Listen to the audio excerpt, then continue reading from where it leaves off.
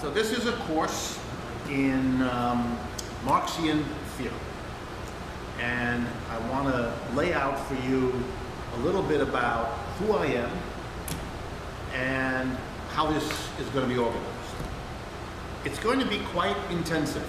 I have 4 weeks, every Monday for 2 hours, for 4 weeks, to present a kind of condensed, intense version of what I think Marxian theory basically is like. That means that today I'm going to introduce Marxian theory, but particularly by distinguishing it from other kinds of theory, so that you can see what makes it the unique and different theory it is, and enable you, hopefully, to use Marxian theory alongside of or instead of other kinds of theory when trying to understand the world around you, say, for example, the current economic crisis.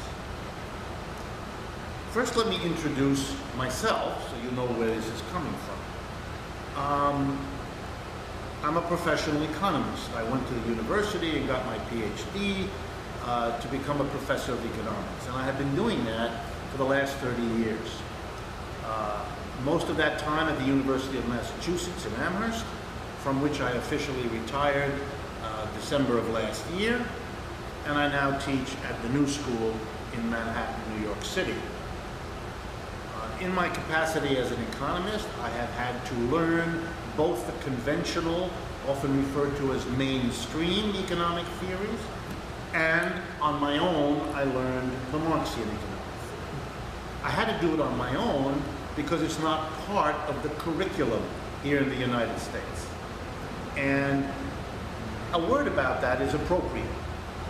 In other societies, including many other capitalist societies, it is perfectly normal, usual, routine for people who are Marxists to lecture and teach courses in schools and universities alongside their non-Marxist colleagues. That is not the case here in the United States. The United States is afraid. As a society, it is afraid and has been for a very long time. So, for example, the majority of economics departments in the United States do not have any Marxists at all on the faculty. A few, in the interests of diversity or balance, get a token Marxist, a little bit like they would get a token woman, a token African American, etc. You get a token leftist, token Marxist. And there are some like that. And I myself have been that in a variety of situations. I was helped in my particular case, which is relevant here, because my education was at the what I consider the premier American universities. I went as an undergraduate to Harvard, then I went to Stanford to get a master's in economics, and then I went to Yale to finish my education, where I got another master's in economics, a master's in history, and a PhD in economics. So I am a loaded product of the best the United States has to offer. And apropos of a course in Marxian economics, let me explain that at no time when I was a student at Harvard or Stanford or Yale did any professor, with one exception, and he was the only Marxist there, no professor ever required me to read, with one exception, Marxism. Just didn't do it. If you ask these folks why, they would be awkward. There is really no explanation. The truth of it is, which they mostly wouldn't say, is that people my age, my colleagues, don't know Marxian economics. They're literally not qualified to teach it, partly because where they went to school, no one taught them, so where would they have learned it? They would have had to do it on their own, which is what I did. From an early age, partly because of my family and partly because of people that I sought out outside the university, I learned what this was about.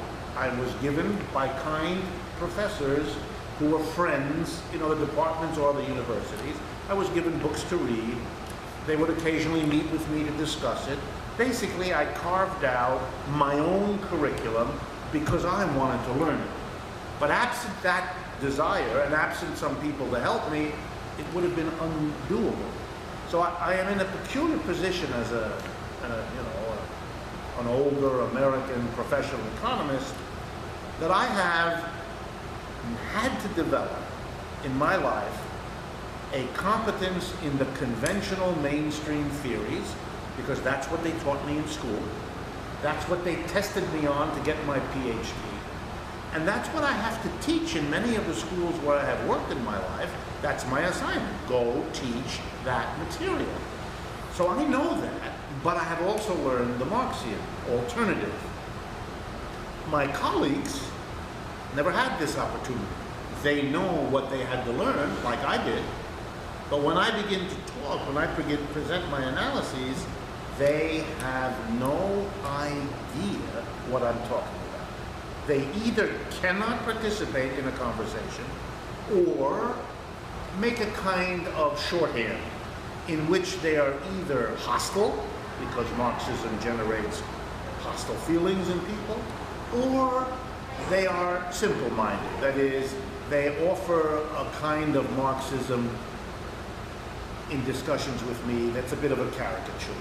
It's like the difference between trying to talk to a literary professor about a great piece of English literature and having someone chime in who never did more than read the classic comic book about that novel or about that piece. And that's not a very interesting conversation after a few minutes. So that's been my experience. And so part of the rationale for this course, the whole idea of teaching this way, is to try in my own limited way to remedy the defect of American higher education. The fear in the United States about confronting, learning, and critically thinking about an alternative way of thinking. And let me give you a metaphor that I think captures this.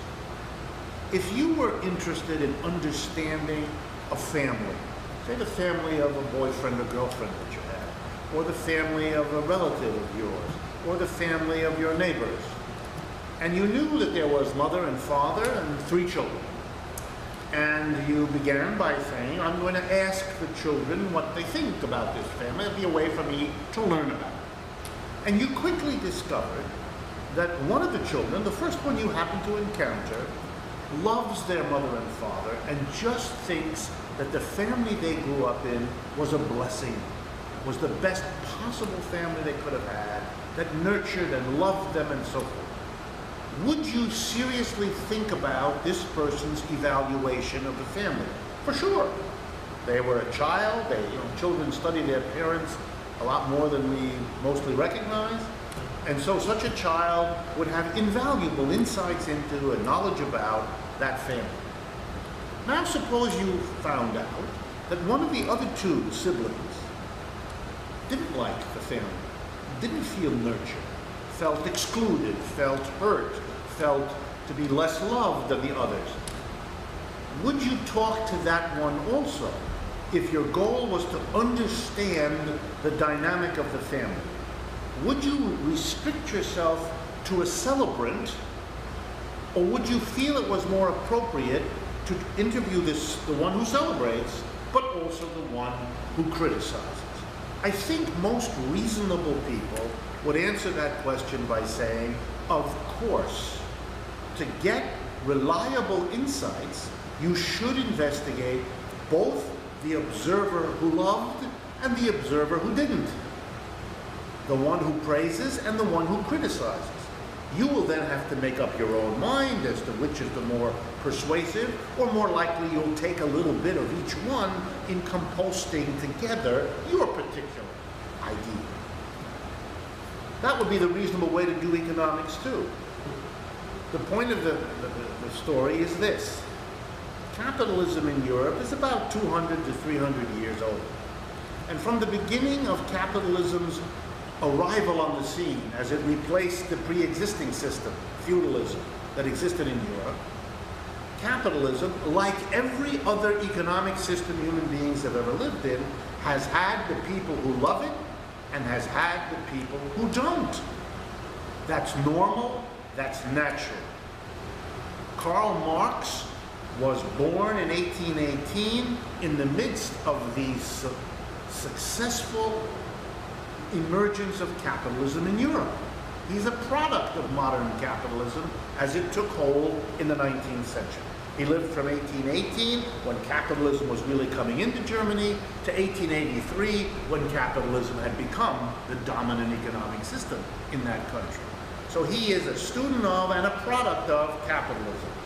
But like many, he was a product who became critical. That is, his experience as a mature young person, and I'm going to describe him in a few minutes, was an experience of thinking and living in capitalism that led him, as it did many others, to be critical. And he developed an analysis of capitalism that was critical of it. He believed the human race could and should do better than capitalism. As I say, I'm going to explain it in a moment, but I want to get clear that he's critical, and that one of the key distinctions between Marxian economics and conventional economics is that the conventional economics fundamentally celebrates, applauds, and values capitalism. And Marx doesn't. They both study capitalism. A little footnote for those who may not be familiar with this. Marx never wrote a book about communism. Marx never wrote a book about socialism. He never wrote an article about either of these. That was not his interest. He felt that was looking into the future, which is not what he did. He was an analyst of capitalism. His books are about how the capitalist system works. But he never hid the fact that he was a critic who wanted to get beyond capitalism. And so he's like that sibling who's critical of that family, as opposed to the celebrants who aren't. Let me turn then to Marx as a particular figure, since this critical approach to capitalism is associated with his name. As I say, he was born in Germany in 1818, and as a young man, he came from middle-class parents, and so he did something that was very rare for German young people at that time. He went to college. Something like 1% of young people ever did that. Which was typical in Europe at that time. Mass education is a 20th century phenomenon, didn't exist in the 19th century anyway. In any case, he went to the university and he majored in philosophy. And he got the equivalent of a PhD, his doctorate in Germany, and his first job was as a young professor of philosophy at a German university. Because this was around the middle of the 1840s, it was a time when there were revolutionary changes, because capitalism coming in and contesting with feudalism produced lots of struggle in these societies. And particularly in 1848, there was a wave of revolutions. They're called the revolutions of 1848. They happened in every European country. Marx got caught up, as many young intellectuals in Germany did, in the revolutionary ferment, and this introduced him to critical thinking about German society, which he really hadn't encountered so much as a pretty pampered young student who studied Greek philosophy. His doctoral dissertation was on Epictetus, an ancient Greek philosopher. So he got caught up in political action, like many young people, and it really changed his way of thinking. He began to be less interested in philosophy, although he always remained interested, and focused himself instead on understanding the world as it was. What he called, and others at that time called, political economy. In those days, they didn't make rigid separations between economics over here and politics over there. That was thought to be artificial and unlike the way the world was. The world mixes everything together, so you mix politics and economics because they're always so intertwined. So everybody in those days called themselves, who studied these things, a political economist. That was what the name was given to what Adam Smith did, what David Ricardo did, and what Marx did. In his involvement, he came to the attention of the German police, whose job is always to keep an eye on this. And as he became more and more active, the German police did to him what they did to many young radicals.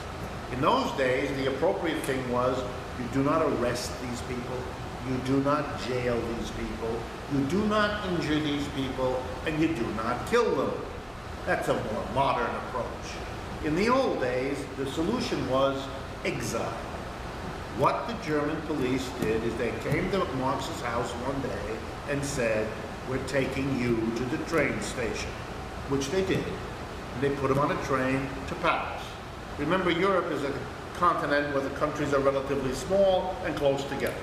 So it's a very few hours and you're out of Germany and you're in France. When he arrived in Paris, the French police had received a communication from the German police. They met him at the train station and said, "We know you're a troublemaker, you can't stay here. We're putting you on a train to Brussels in Belgium," which is another 2-hour train, right? And so Marx, with his wife, went there, and the Belgian police repeated this happy thing, and they sent him to London. In those years, in the middle of the 19th century, London prided itself on never ejecting political refugees. People who came not because they had committed a crime or anything like that, but they were running away for political reasons or they had been exiled. So Marx joined a very large political refugee community in London, and he spent the rest of his life, which is most of his adult life, as a citizen speaking English in London, which is where he died. And he's buried in the Highgate Cemetery in London, and there's a big monument. If you want to go see it, that's where Karl Marx is buried. He didn't have much money as a political refugee, so for part of the years he lived in London, he was a paid reporter for a New York newspaper about the time of the American Civil War, and one of the most famous and interesting things Marx wrote was a series of articles in which he analyzed the Civil War in the United States, the role of slavery in the United States, brilliant articles that were very widely read and copied here in the United States because the readership of the New York World, which was the paper that hired him, was Americans. So Marx, by the way, was quite familiar with the United States, wrote for American audiences, and so on. He's not the alien that has sometimes been presented so as to create, again, more distance between them. What Marx did was remarkable. He gave up philosophy and began to study economics. And he studied it in a way that began with his political passion. He never denied it. He never imagined it's possible to separate your passions from the work you do, including the intellectual and analytical work you do. He felt the only honest thing to do if you were an analyst was to put your passion out there so people would know that that's part of what you're doing. The idea that anybody could do it without passion would be about equivalent in Marx's eyes to anyone doing it without breathing. That's not available. You stop breathing, you're not going to be an analyst very long, and you have no passion. It's not only that you're not going to do good analysis, you're not going to do any analysis at all, because passion is part of life. We all have passions, it's just some of us are comfortable or uncomfortable with them, and some of us are honest or dishonest about them. Marx put it right out there. He didn't like capitalism. He was going to develop a critical stance towards capitalism. And that made him very different from most of the economists whose work he studied to get himself up to speed to do economic analysis. A footnote here for some of you may be interested. Unlike 99% of economists in the world, myself included, we have never taken the trouble that Marx took to write long, long studies of literally every major economist that had written before him. There is a 3-volume work Marx wrote that is published, available in English and many other languages, called Theories of Surplus Value. That's the title of the book. The Russian edition, because the Russians put out the most famous edition, runs 3 volumes. And all those 3 volumes are Marx's long, detailed, critical assessments of Adam Smith, David Ricardo, Thomas Malthus, and a whole host of the great writers before Marx, whom he studied, and you can see in what detail by reading them. As I say, the only other person that I know of in our profession that ever did that was a professor at Harvard years ago named Joseph Schumpeter. You may come across his name. He was very famous. He wrote a history of economic analysis. It's a book about 4 inches wide, an immense tome, but it's a testimony to that he did what Marx did. He was not a Marxist, by the way, but Marx is remarkable, and for people who are interested in how Marx came to develop his theories, he's basically done the work for us, because in those 3 volumes you can see how he worked his way. But why was he critical? Where did his passion come from? And this is important, because if you're going to understand Marxian theory, then you need to understand the passion that builds it, the passion that informs it, because that'll be part of your own assessment about your own feelings in relationship to this body of work. It's also a body of passion. He was part of a generation, born in 1818, for whom the great historical event around which their whole formation as human beings occurred was the French Revolution. Recall the dates. The French Revolution erupts in 1789. That is only 20, 30 years before Marx is born. So Marx is born into the generation that was completely mesmerized, was drawn to the drama and the passion of the French Revolution. To remind you, the slogan of the French revolutionaries who overthrew King Louis, who overthrew the rule of the feudal landlords, who overthrew the role of the Catholic Church as the biggest landlord in feudal Europe. The slogans of the revolutionaries were liberté, égalité, fraternité. Liberty, equality, and brotherhood. And they brought in a revolution that was to get rid of everything in society that impeded or blocked the achievement of a human community grounded on, founded on liberty, equality, and brotherhood, without distinction of race, gender, or anything else. And Marx was absolutely caught up, as most of the young people of his generation were, with the nobility and the beauty of that image. The interesting thing was that the French Revolution also got rid of feudalism. It took the land away from the feudal landlords. It took the land and the buildings away from the Roman Catholic Church. It dispossessed the 2 great power institutions of feudalism, the landed nobility and the church. Instead, everybody became a buyer and a seller in the market. The powerful became the people who could amass moneyed wealth, not the people who were born into a noble family, not the people who grew up within the church hierarchy. Those people were actually marginalized or eliminated altogether. So the French Revolution was 2 things, if you think about it. On the one hand, the end of the feudal economic system and the emergence into dominance to this day of capitalism. But it was a transition from feudalism to capitalism that was wrapped in a noble, passionate commitment. And the best way to say it is this way. Feudalism has to give way to capitalism, the champions of capitalism said, because that's the way to bring liberty, equality, and brotherhood. We didn't have it under feudalism. If we get rid of those institutions, the feudal institutions, if we replace it with capitalism, where everybody has an equal chance to make money, build an enterprise, work for whoever is the best payer, each of us struggling, we can have a society of equally people where our rewards are proportionate to the effort we put out there.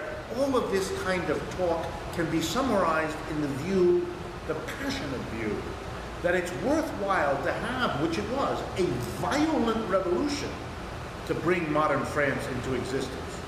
And remember, what was the country that copied the French Revolution? The United States. Copied it in the sense of copying the writings of Rousseau and the writings that led to the French Revolution, even though it happened a little bit later, but it was the same inspiration as the American Revolution. Both of these were violent events that were justified in the violent overthrow, in the case of France, of the old feudal regime, in the case of the United States, of the backward old royal regime of King George in England.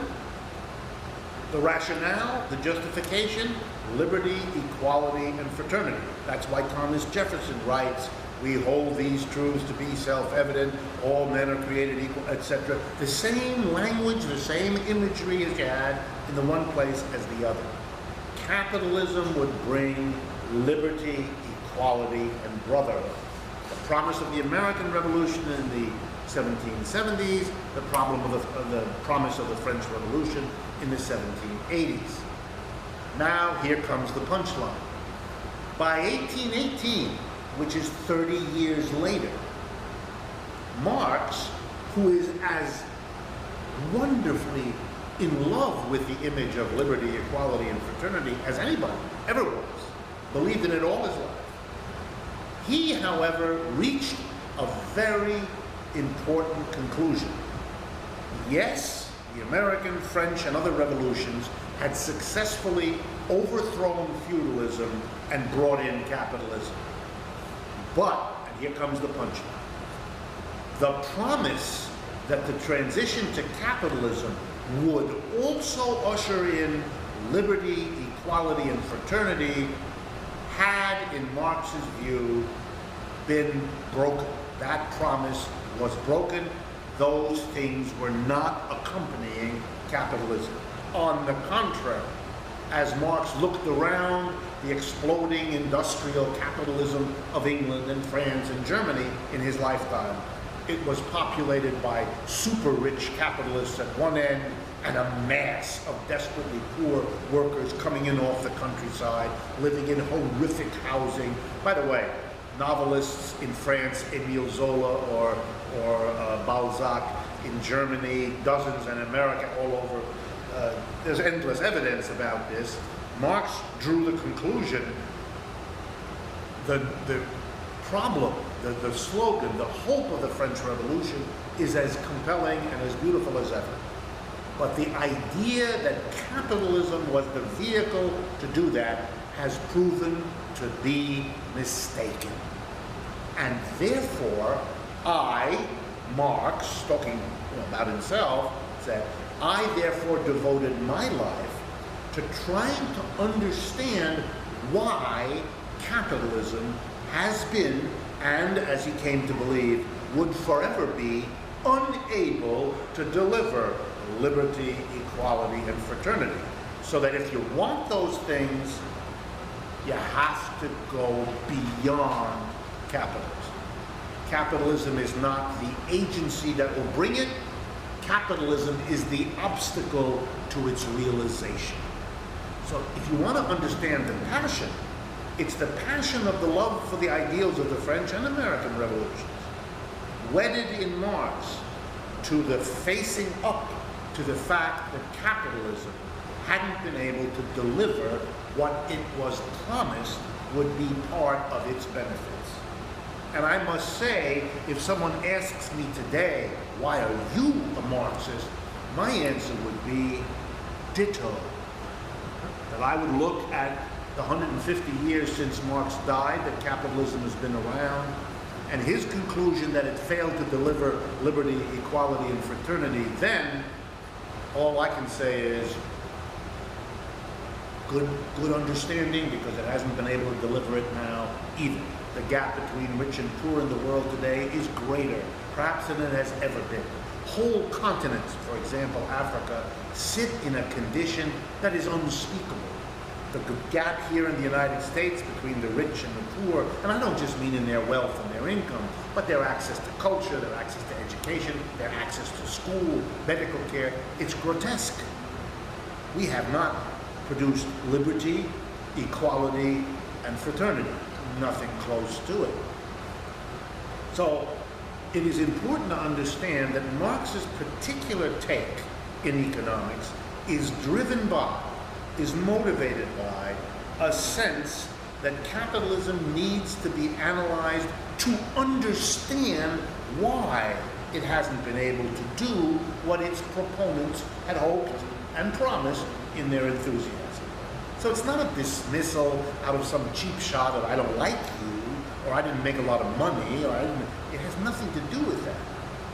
The irony is, and part of the appeal of Marxism has always been to people who believe in liberty, equality, and and fraternity because they feel a kindred spirit in Marx, and they're right. That was his motivation, and it led him to be a critic of capitalism. Let me turn then to how this criticism became, in Marx, a systematic theory. Because it's one thing to be critical of capitalism. For example, you can notice that rich and poor are widely separated, or you can notice that some people have a lot of power and others have very little, and things like that. Those are observations, those are valuable, but that's not a theory. That doesn't explain how and why capitalism should work like that, as opposed to how it had been promised it would work. So Marx began by saying, I want to see what everybody else has understood about economics. I want to learn from everybody who went before me, even recognizing that many of them, like capitalism, are not critical, but they, nonetheless, he did what I said at the beginning today. He did what you ought to do. You study everybody so you can understand the system. So if you read, for example, the theories of surplus value, you'll see Marx devoting hundreds of pages to analyzing the works of Adam Smith, or David Ricardo, or countless people whose politics could not have been further from his own. And I ask you to compare that to modern-day non-Marxist and anti-Marxist professors of the sort who dominate the American university. They haven't a clue. It is embarrassing for me when I appear on panels with them and go to conferences with them, which I do fairly often, that I really can't have a conversation one way or the other because they are simply unfamiliar with the Marxist literature. They never had anyone teach it to them in school. Their careers never rewarded learning this stuff. Indeed, it would have hampered their careers to be seen as interested in it, and so they simply do not know. A problem for them that is particularly acute now, that capitalism is having its second global breakdown in 75 years, when it would be really useful to know a little bit about criticisms of a system that is breaking down, rather than to be nothing but a cheerleader who therefore doesn't have much to say when your team is down 800-2. Okay. Here's how Marx went at it. He said that as I look at other theorists, and I look at how they examine capitalism, and how they come to see it and use their understanding to come up with explanations for what happens, to come up with proposals for what the government should do, and so on, that they have a very particular way of looking at the issue. And here, as Marx works this out, he draws heavily on his philosophical training, and in particular, his greatest teacher, the teacher who taught philosophy to the entire generation of his time, a famous German philosopher named Hegel, H-E-G-E-L. And he took from Hegel the idea that human thought is always, in a way, a struggle of people who see things differently. In other words, if you ask someone to explain the motion of the planets, or why plants grow, or why it rains under certain circumstances, if you look far and wide, you will quickly discover that there are multiple different theories around to explain that. And it's not surprising, because we're different, one person from the other, and we look at the world differently. We don't see the same things when we look at the world. I used to do a little experiment in my classroom where I would teach this to students, and I'll describe it to you now. I would ask students to please look around the room, the classroom where we were sitting, and write down on a piece of paper a paragraph with what they see. And then I would collect the pieces of paper, and I would begin reading to them. And very quickly, the class understood. We don't see the same things. One student would begin writing about the clothing that different people in the room were wearing. That's what they saw. Another one didn't say a word about clothing, was fixated on the architecture of the room, how it was designed, the shape. Another one didn't talk about the room or the other students, talked about me as the teacher. That was what they saw. Another one talked about expressions on people's face, but not me, or the architecture, or the clothing. In other words, to answer the question, what do you see, depends less on what there is and more on who you are. What in your life made you respond to my instruction? Tell me what you see by looking there. Moreover, if your mind is focused on clothing, you're going to not see architecture. It's not because it isn't there. And it's not even that you're not interested in architecture. It's just that you look in a certain way. The same thing happens when you try to ask people to explain what they think about less tangible things. I'll give you an example that may remind you of moments in your own life. The concept love. You're there with your significant other in a very dimly lit little restaurant having a wonderful conversation. And either you say to him or her, or she says to you, whatever, I love you. At which point a very difficult moment begins to develop. Because over the next few weeks and months, or if you're not careful, over the rest of your life, you're going to discover with that person that you don't mean the same thing with these two words, with this one word. Excuse me, you're two people. You each bring your unique ways of thinking, imagining, hoping, dreaming, analyzing to this concept. What he meant when he said it, and what you understood when you heard it, those are not the same thing. They can't be. You and that other person are completely different. You had different mothers and fathers, you grew up in a different community, you had different experiences. How in the world would you ever come to see things the same way? You don't. You can't. Therefore, human beings, particularly in large communities, always develop multiple different ways of understanding what's going on. Sometimes, one among the several ways that people have becomes so dominant that either everybody, for some peculiar reason, decides to think that way, or, what also sometimes happens, is that that one perspective represses or suppresses the others, punishes people who believe in some other way. You all know of examples when, for example, one concept of what God is kills people with a different concept. That's very popular. It has been for a long time. So Marx begins as a student of Hegel with the presumption that, of course, different people will develop different economic theories. Just like it is no way strange that a family with 3 children will quickly discover that the 3 children don't have the same view of the family. They were not all born at the same time. They were born at different times. Mama and Papa were different people when each of them was born. Except their actual experience of the family is different. So it'd be much more bizarre for them to have the same view, and much more suspect, than it would be for them to have a different view.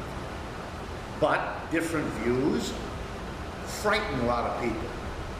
Because if you live in a world of the sort many of you may live in, you believe without ever having questioned it, that if there are multiple ways of thinking about something, one of them is the right way, and the other ones are the wrong way. That is a very deeply ingrained assumption in our culture. And it's one that Hegel didn't agree with, that Marx didn't agree with, and that I think if you worry about it a bit, you will probably not long agree with it either. Let me drive the point home as follows. First, suppose I asked you the question, what's the right way to eat a meal? Is it with a knife and fork, or is it with chopsticks? You would resent, I would guess, the question. You would say to me, what do you mean the right way? These are just different ways. They come out of different cultures, they have different qualities, it's a somewhat different experience to eat with a knife and fork as compared with chop. But the question, right or wrong, is the wrong question. It's like asking me which is heavier, Monday or Friday. You wouldn't spend a lot of time struggling with the answer because you think the question is nonsensical, right? And for a Hegelian or a Marxian, the question, what's the right theory, is similarly senseless. Theories are different. A Buddhist compared to a Catholic, we're not going to have a conversation which has got the right take on religion. They have different takes on religion. Okay, I would only ask you to apply the exact same logic if I say to you, look, there's a Marxist critical way of understanding capitalism, and there's a mainstream celebratory way. These are different theories, they develop in different ways, but if I ask you which one is right or wrong, my hope is that you would at least understand why a Marxist finds that question senseless. They're different. They come out of different needs, different feelings, different experiences. I already gave you some of the dimensions of Marx's life that ended up making him interested in critical approach to capitalism as a system.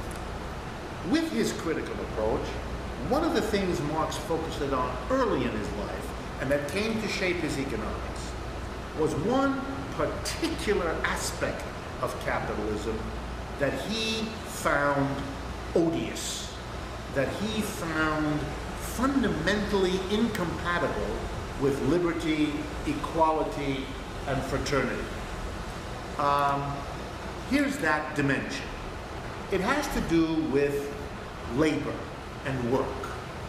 In Marx's view, modern capitalist societies were structurally, constitutionally unable to provide equality, fraternity, and liberty because of the way they organized work. On the crudest and simplest level, one group of people worked very, very hard, and another group of people didn't work at all. On the other hand, and another way of saying it, some people produced an awful lot more than they got, which enabled a whole lot of other people who didn't produce anything at all to live off that extra that those who worked produced.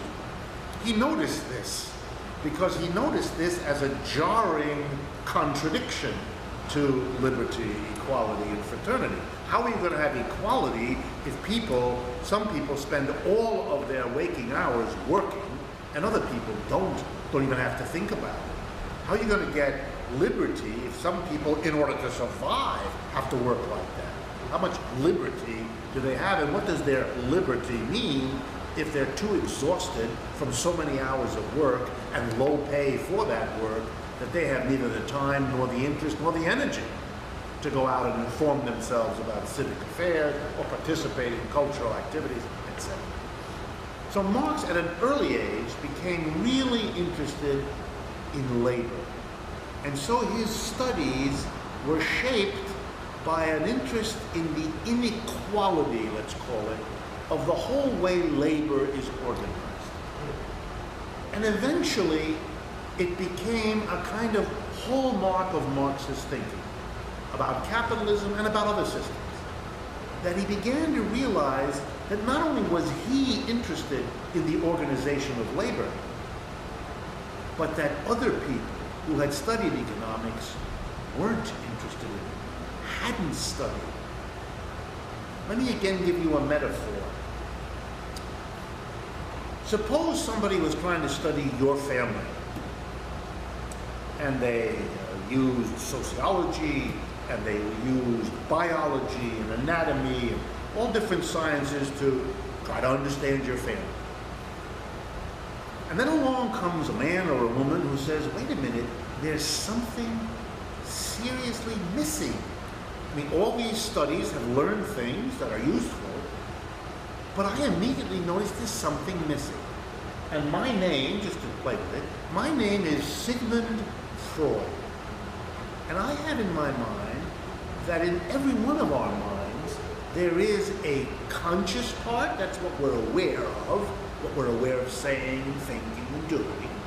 But there's another part, a part that is unconscious, a part where we have sequestered off, put into a part of our minds that isn't available to us most of the time. Things we have experienced that are frightening to us. Something we said when we were a little kid and we saw the frown on our mother's face and we realized that's not a good thing to say. That's not a good thing to do. And so we wanted to please our mother, and so without knowing what we were doing because we were little, we put it in another part of our mind, kind of pushed it out of our daily consciousness. But it turns out, Freud argued, that every human being has an unconscious, and periodically that unconscious erupts into your conscious life. He gave examples. A slip of the tongue, when something comes out of your mouth that you didn't mean to say, but that's your unconscious talking.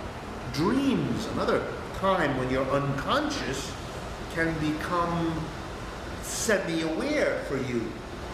Well, think of Marx like this. He's like Freud.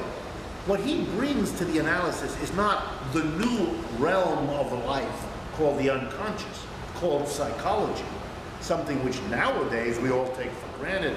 You have to use psychology to understand the family, and we would think of ourselves as woefully inadequate if we excluded that or knew nothing about that.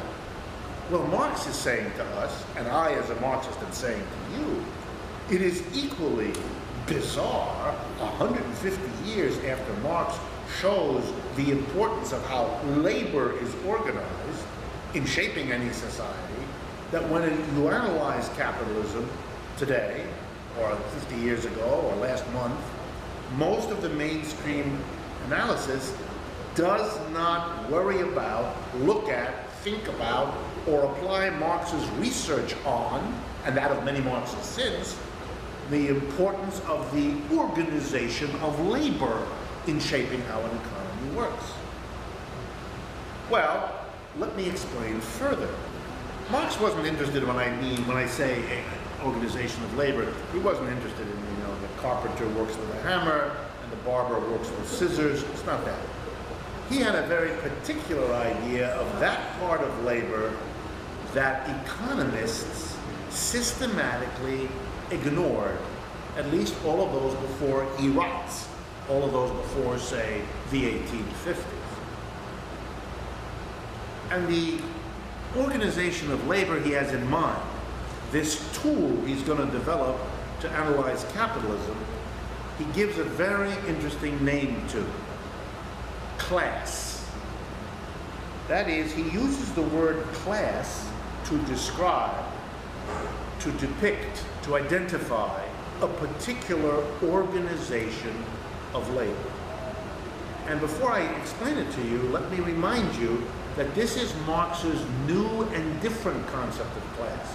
Because of course the word class, which comes from the verb to classify, to take a bunch of things and break them into little groups, to classify. For example, I could classify people in a room, those who are tall and those who are short, those who are fat, those who are thin.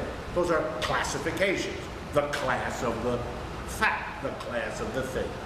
Well, long ago, long before Marx, there were people who thought it might be interesting to classify people in a community between those who had a lot of wealth and those who had nothing, rich and poor, between those who wielded a lot of authority and power and those who didn't have any power. Those would be classes of rich and poor, classes of powerful and powerless. Those are interesting classifications. They're not what Marx had in mind. They're not the tool that is the central apparatus of Marx's theory. No, Marx had a different concept of class, and it refers to an organization of labor. And I'm now going to take you through that, and now we are really getting into the core concepts of Marx's distinctive way of analyzing capitalism. It begins with a basic idea, perhaps the most basic idea in all of Marx's analytical work. It goes like this. In every community of human beings, a household, a tribe, a clan, a village, a nation, no matter how big or small, in every reproducing community, one that lasts through time, you will find, Marx says, that some people in the community do work. And by this he means they apply their brains and their muscles to materials given by nature, a sheep, a tree, a flower, a plant. They transform the natural material into something useful for human consumption. They convert a tree into a chair, a sheep's wool into a shirt, an electronic system into a software program, whatever. And Marx says in every community, however, we need to notice that not all of the people in it are doing work. That is, some are working and some are not. And what's interesting, he says, is that it is always true that those who do the work produce an output of goods and services, shirts, chairs, software programs, whatever, that is larger than the quantity of those goods and services these workers themselves consume. In other words, if they're making food, they make more than they themselves eat. If they're making clothing, they make more than they themselves wear, and so forth. And now Marx says the other half of this story is that in every community there are people who do not work, who do not, in the sense I have been using it, apply their brains and muscles to producing the basic goods and services of this society. But they live, these non-workers, because the extra produced by those who work is distributed to them. Let me give you the simplest examples. Most human communities, not all, but most human communities do not expect small children to work. 1 year old, 2 years old, they don't work. But yet they are fed and clothed and housed. The only way a human being can consume, if he or she does not help to produce, is if somebody else is producing more than they get to keep and consume. That's the only way this can happen. Likewise, in many communities, old people, people determined to be beyond a certain age, are retired from work. They are allowed to continue to eat and wear outfits and keep warm and so forth. So they again have to be sustained by getting a distribution of whatever is left over from what the workers produce that they themselves don't consume. And now there are others. Sick people would be another one. Maybe people who are told, you don't have to produce goods and services, we want you to amuse us while we work. You don't make shirts and shoes and tables. You sing to those people who make shirts and suits and tables. Well, here's another one. We're afraid that people from over the hill will come and take our stuff. So we're going to have 3 or 4 people who stand around all day with a big stick to ward off those other people. Do they help produce the goods and services we all consume? Nope. And they have to be sustained. So Marx begins to develop an analysis, and it goes like this. Every human society generates a surplus. All that idea means is that the subpopulation, the portion of the population that works, always produces more than it itself consumes. And that more, that extra output beyond what the workers themselves get, that's what the word surplus means. That's what it designates. So in every society, Marx says, surpluses are produced and distributed. But now the punchline. It turns out, Marx says, 2 immediately important consequences come from this fundamental insight he has into human society. By the way, he's not arguing that this organization of surplus is more important than how people dance or sing or get married or do 1,000 other things. He's not saying, he's not ranking their importance. He would think that whole idea is silly. And if you ask, well, then why does Marx focus on that? He focuses on it because everybody else missed it. It's the same answer you give to why did Sigmund Freud focus on the unconscious? Did he think that other parts of life didn't count or didn't count as much as psychology? No. He focused on psychology because he wanted to add something to what people understood about the world, to offer a contribution that would help us understand more complexly, more subtly, more comprehensively than we had in the past. Marx is driven, but he also has the politics. He doesn't think people hadn't yet gotten to the issue of class. He thinks people were very scared of looking at class. Something which, by the way, Freud also uncovered. To this day, large numbers of people are very afraid of asking questions about their psychological processes for fear that that will uncover things about themselves or their family that frighten them. So Marx begins to look at the two aspects I want you to think about that come right out of this notion of surplus as being always produced.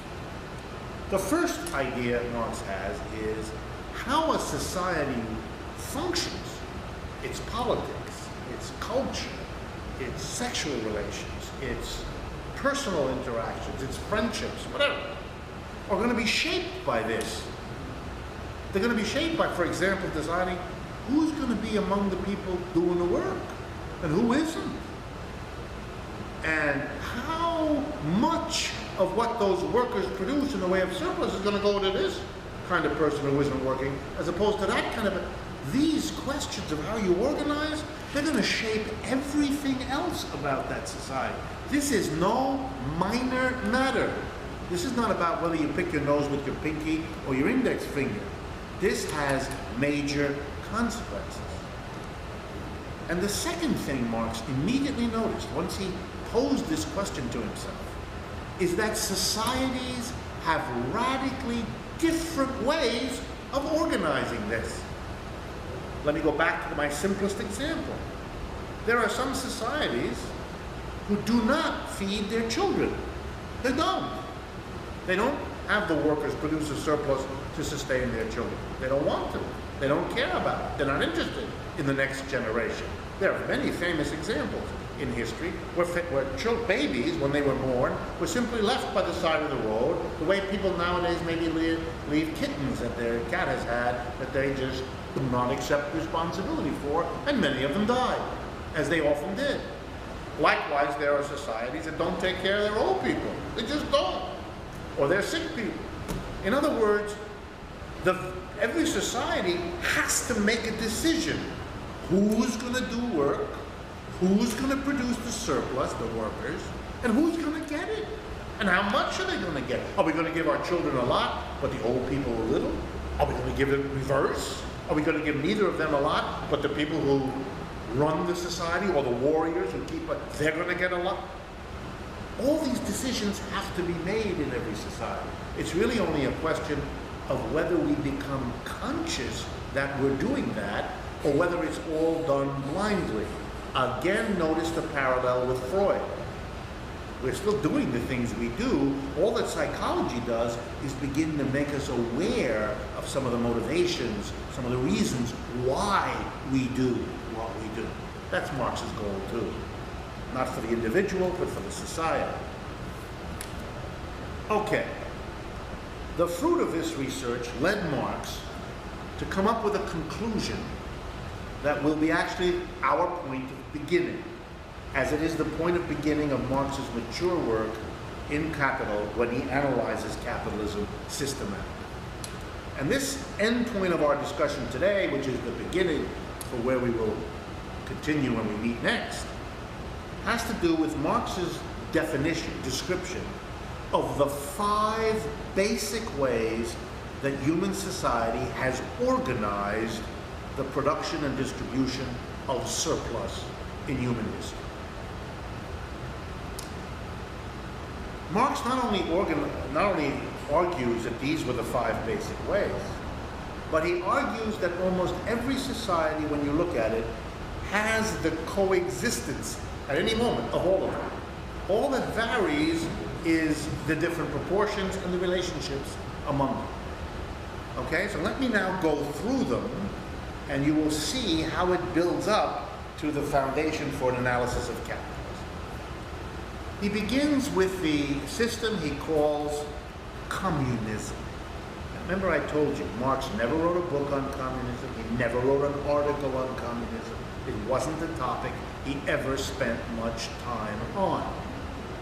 It's important that you understand that, because those who come later and who set up communist parties, communist governments, and so on, and who look for inspiration to Marx, are going to have, as they did, big problems, because Marx didn't write about it. Lenin had to start basically from scratch. He had Marx's critique of capitalism, and that was very useful. But nobody can find in Marx's work, and I've read it all, anything about socialism and communism in any kind of a sustained analysis. He didn't believe in that. He said that was looking into the future for him. He didn't believe in that. If you want that, he once made a joke, go talk to the person in the county fair who has the crystal ball. I don't do that. I analyze what I can see and what I experience in capitalism.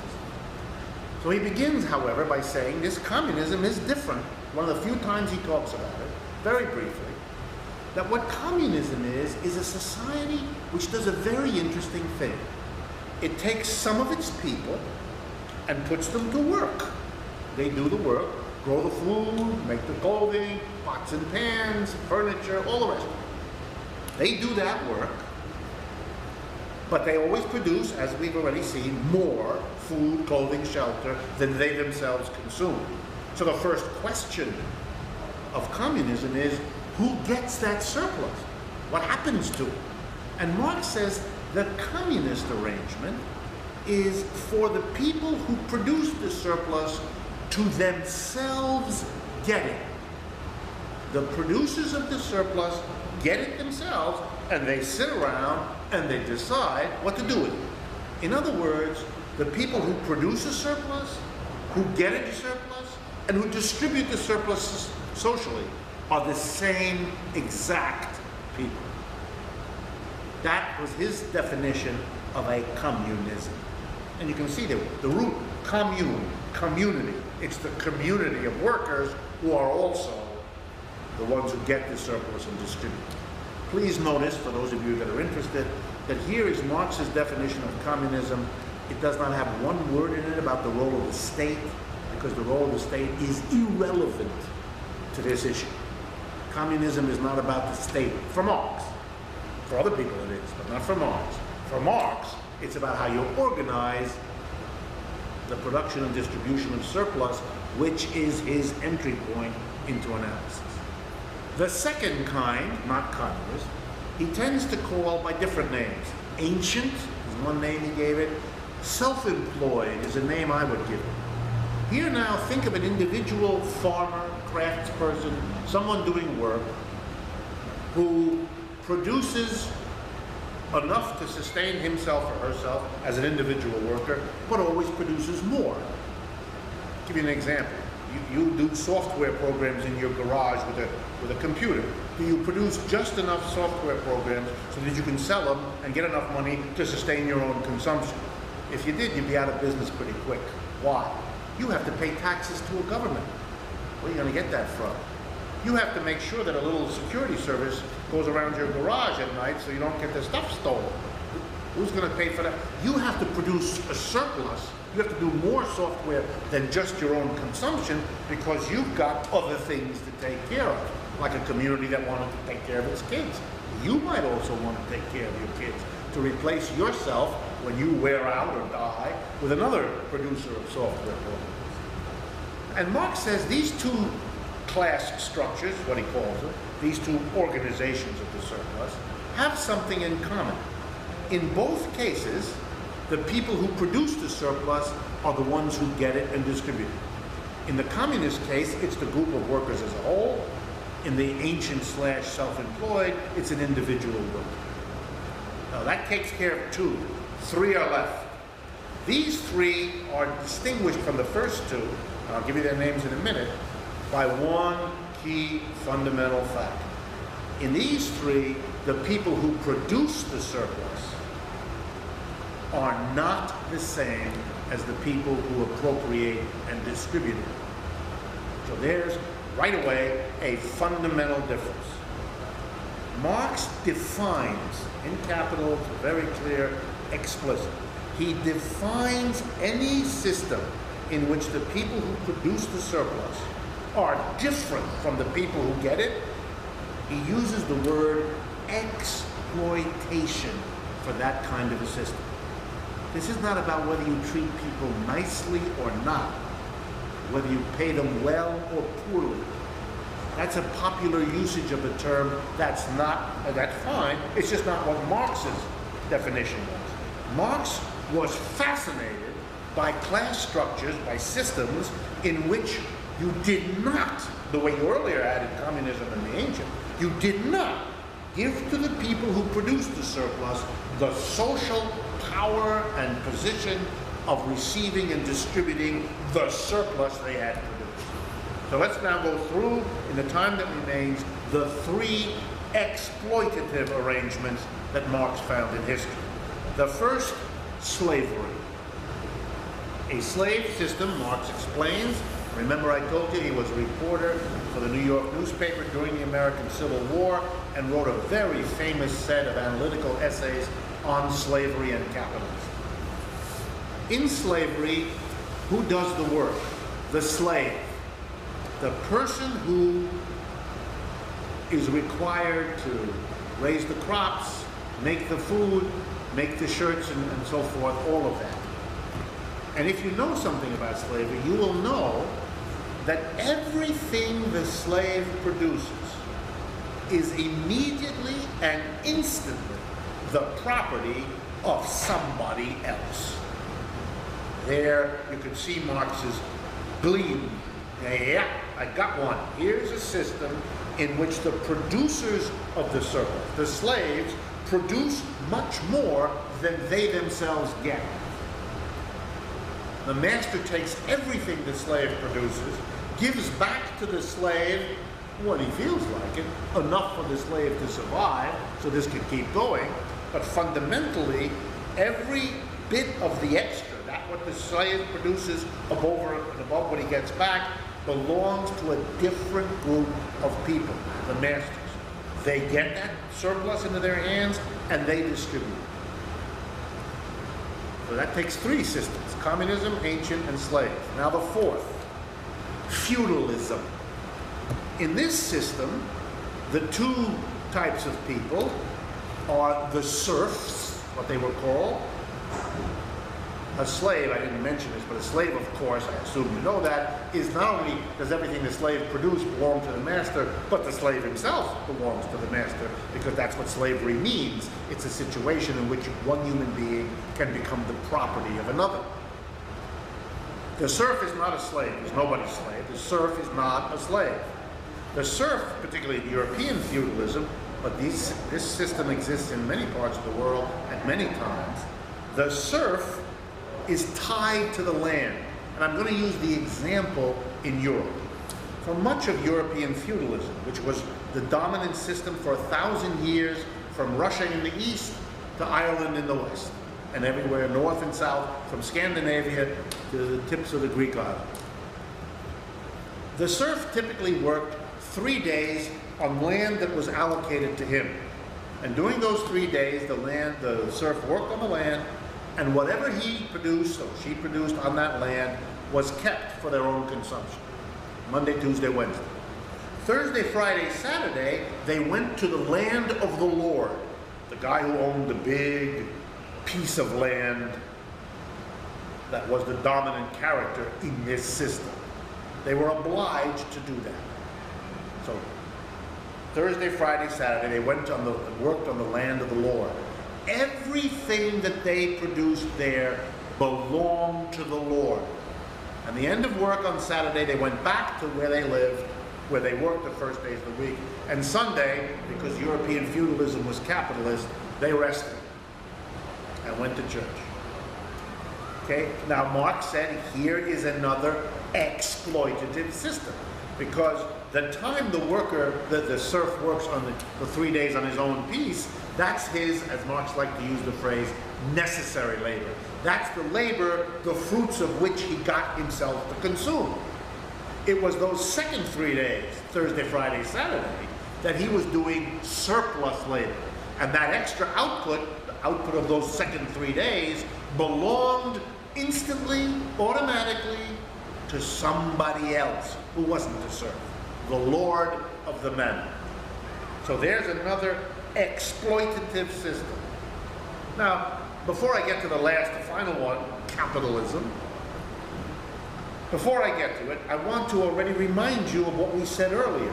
You can see where Marx is going, right? You can see a man whose passion was to build a society premised on liberty, equality, and fraternity is noticing what? That it would be very hard to expect liberty, equality, and fraternity in a society where one group of people produced a surplus that another group of people got. What kind of equality is that going to permit? If you make a formal equality, we're all equal, but some of us work and produce a surplus that other one of us live off of, the equality is going to be unreal. It's going to be formal at best, phony at worst. That's, you can see where he's going. So now we get to capitalism, which is really where his theory starts. But before we get into the formal theory, which is next time, I want to take you through how Marx understood capitalism to be a distinctive and unique exploitative class structure. Like slavery and feudalism, in that the people who produced output produced a surplus they didn't get, but yet different from them in how it organized the whole arrangement. The difference of feudalism and slavery on the one hand and capitalism on the other is that in capitalism, the one who does the work is not a slave, he's nobody's property, and he's not a serf. He's not tied to the land, he's not tied to an individual. He is, in the language of capitalism, free, a free person. And he works. And the way he organizes work is not to be somebody's property like a slave, so the master says, slave, do this. Nor is it like a serf in which he works part of the time on his own piece, none of that. The way a worker works in capitalism is he enters into a labor contract, something which didn't exist in slavery, and it didn't exist in feudalism either. He enters into a formal agreement, often written down, in which he says, I will come and work for you, sir, a person, an employer, we call them. I will come at 8 o'clock and stay till 5 days a week, or whatever the specifics are, and that's what I will do. And in exchange, you will give me money. At the end of the week, you will give me money. I will come and I will use my brains and muscles 8 hours a day. I will work with whatever tools and equipment you give me. I will work on whatever raw materials you provide. And the fruits of my labor, the output that I have poured my creativity, my brains, my muscles, my very substance, that will be immediately and instantly your property. And I understand that if I take any of the output home with me at the end of the week, I get arrested. So you only have to give me a wage. I give you the fruits of my labor. Keep that in mind. The worker gives the employer the fruits of his labor. The employer gives the worker a wage. Now Marx does an analysis, which I will go through with you when we meet again. But I'm now going to do it in the simplest English I know, because it's important that the idea be set in your mind. To grasp this, put yourself in a position you've probably been in your life. You're looking for a job. You encounter an employer willing to discuss it with you, and you sit down with the employer and you discuss what you'll be asked to do and the circumstances and the benefits, and you get sooner or later to that touchy issue, how much am I going to get paid? And let's assume you work something out, and just have round numbers, you agree to work and the employer agrees to hire you for $20 an hour to come for 40 hours a week to do whatever it is this employer's business involves. You know what Marx is about to teach you. You already know. But you live in a culture which perhaps has prevented you from fully thinking about what I'm about to say. But you knew. Here's what you knew. There is no way on God's green earth that that employer is ever going to give you $20 an hour unless during that hour your labor activity produces more stuff for him to sell at the end of the week than $20 worth. If your hour only adds $20 to what he has to sell in his business, he would have to sell that product of your labor, get the $20, and give it to you, leaving him with nada. He's not going to do it. They never do. You're never going to have it. There's only one basis on which any capitalist ever hired a worker, and that condition is, you've got to produce more for me than I pay you for coming here to do it. And that difference is the surplus that all capitalist employees are required to do. You don't produce surplus, you don't work. And if that results in your death, have a nice day.